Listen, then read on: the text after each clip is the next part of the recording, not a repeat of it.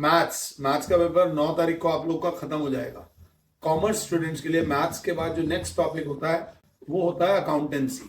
Accountancy में बड़ा gap है, और जहां out of sight out of mind ना हो जाए, आउट ऑफ प्रैक्टिस हो जाए, और बच्चे ने जो साल भर तैयारी की हो बिल्कुल ग्रिप ना लूज हो जाए, तो उसके लिए क्या किया, क्योंकि डेट शीट को समझना बड़ा जरूरी है।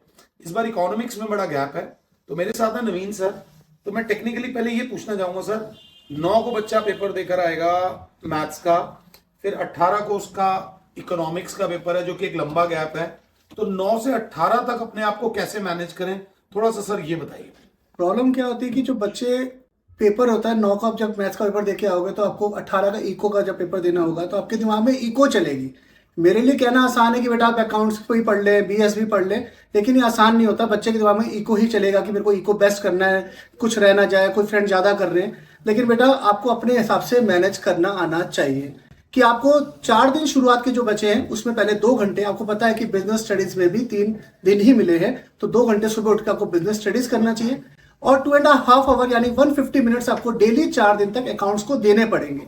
और आप लोगों की इको इतनी पूरी भी नहीं होगी कि आप पूरे 8 घंटे दिन में पढ़ के भी अगर आप इको हैंडल नहीं कर सकते तो फिर तो बड़ी अजीब सी बात है। तो 9 दिन बहुत ज्यादा दिन है, तो आप एक पैटर्न है जो हमने सेट करा है कि आपको इतनी देर बीएस पढ़नी चाहिए, इतनी देर अकाउंट्स, और बाकी सारे दिन आप इको पढ़े। और 14 तारीख के बाद से हमने शेड्यूल बनाया है कि आप 14 से लेके 17 तारीख तक यानी 14, 15, 16, 17 टोटल इको पढ़े, आपको कोई सब्जेक्ट टच करने की जरूरत नहीं है। तो उसके बाद जब आप इको का पेपर देके आएंगे तो आपका बहुत सारा प्रेशर जो अकाउंट्स के आपके दिमाग में रहेगा वो कम होता जाएगा अगर आप हमारा शेड्यूल फॉलो करते हैं। जैसे कि मैं 9 तारीख को पेपर देकर आया मैथ्स का, 3 बजे तक बच्चा घर आ जाता है, तो फिर क्या आपके ऊपर है सर, 9 तारीख को मैं क्या करूं? 9 तारीख को आके बच्चा पहले अपने इको वाले सर से बात करेंगे, सर मेरा इको का क्या पैटर्न है, मुझे इको में क्या करना है। वो पूरा पैटर्न सेट करके जो भी सर सेट करते हैं अपनी क्लासेस में जाए, डिस्कस करें। संडे मॉर्निंग उठे, संडे मॉर्निंग उठते ही पहले 2 घंटे आप बीएस पढ़ें, और संडे को फिर जब बाकी अपने 2.5 घंटे जो हमने अकाउंट्स का निकाला है उसमें सबसे पहले उन टॉपिक्स को उठाएं जो आपके वीक है। जो टॉपिक्स आपको आते हैं अगर आप बार बार वही करते रहेंगे उससे कोई फर्क नहीं पड़ता।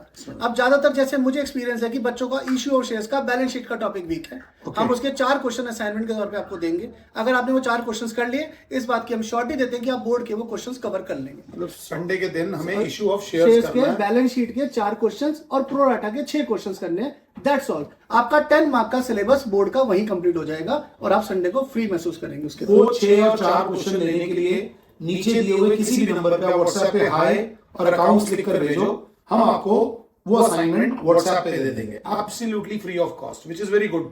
मंडे को सर, मंडे को इशू ऑफ डिबेंचर का 26 क्वेश्चन नंबर बोर्ड का आएगा, 6 मार्क का। बोर्ड का 26 क्वेश्चन 6 मार्क का आएगा जो कंफर्म्ड है। उसके हमने 4 क्वेश्चन असाइनमेंट के तौर पे बनाए हैं, और अदर देन कैश का एक क्वेश्चन 3 मार्कर का आएगा, उसके हम 4 क्वेश्चन देंगे। तो 9 मार्क का सिलेबस आपका मंडे का 150 मिनट्स में कंप्लीट हो जाएगा, ये हम आपको प्रॉमिस करते हैं अगर आपने हमारे दिए हुए असाइनमेंट कर लिए तो। बस ठीक है। मेरे को 22 साल हुए पढ़ाते हुए, सर को 25 साल हुए हैं, 47 of years of experience is there in front of you. Tuesday को क्या करें? ट्यूसडे को सबसे वीक पॉइंट है जो बच्चे बहुत कम हाथ लगाते हैं, 3rd बुक का 1st चैप्टर जिसमें आपको पता है हेडिंग सब हेडिंग है, वो बच्चे बहुत ज्यादा भागते हैं। 2nd चैप्टर कभी थ्योरी का लर्न नहीं करते, जिसमें से 3 नंबर का क्वेश्चन या 2 एमसीक्यू आएंगे, आप उस पर फोकस करें और रेशोज के फॉर्मूले रिवाइज करें। बस रेशोज के फॉर्मूले रिवाइज कर देंगे, उसके ऊपर हम आपको 8-10 क्वेश्चन असाइनमेंट के तौर पे देंगे, जिससे आपका कॉन्फिडेंस बढ़ जाएगा और आप उसमें क्लियर हो जाएंगे।